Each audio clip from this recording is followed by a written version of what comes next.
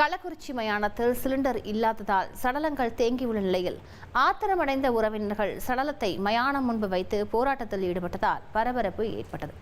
இது குறித்த கூடுதல் தகவல்களோடு இணைகிறார் செய்தியாளர் அரவிந்தன். அரவிந்தன், வணக்கம். எவ்வளவு சடலங்கள் இந்த மாதிரி தேங்கி அங்கு வைக்கப்பட்டிருக்கின்றன? விவரங்களை பதிவு பண்ணுங்க அரவிந்தன். கள்ளக்குறிச்சி மாவட்டம் தியாகதுரம் அண்ணாநகர் பகுதியில் சேலம் மாவட்டத்தைச் சேர்ந்த சதீஷ்குமார் என்பவர் தங்கி ஜேசிபி இயந்திரம் ஆபரேட்டராக வேலை பார்த்து வந்தார். நேற்று தியாகதுரகம் அருகே சாலை விபத்தில் அவர் உயிரிழந்தார். அவரது உடல் பிரேத பரிசோதனைக்காக கள்ளக்குறிச்சி அரசு மருத்துவமனையில் சேர்க்க அனுமதிக்கப்பட்டு பிரேத பரிசோதனை செய்து தனது தாய் தகப்பான உறவினரிடம் ஒப்படைக்கப்பட்டது.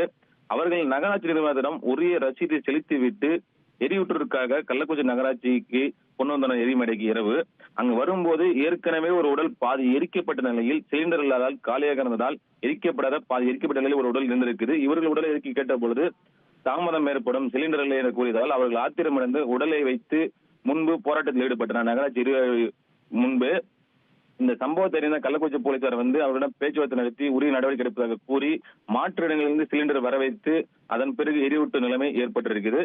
இந்த காலியாக உள்ள சிலிண்டராலே இந்த பரபரப்பான சம்பவம் நடைபெற்றது. கள்ளக்குறிச்சி நிர்வாகத்தின் அலட்சியம் காரணமாகவே மின்மயானத்தில் முறையாக சிலிண்டர் இல்லாததால் பாதி இருந்த நிலையில் சடலம் ஒன்றும் மேலும் சடலம் எரிப்பதற்கு சடலம் அவரது இல்லை என கூறி உறவினர்கள் 2 மணி நேரம் உடலை வைத்து போராட்டம் நடத்திய சம்பவம் அரங்கேறி உள்ளது கள்ளக்குறிச்சியில்.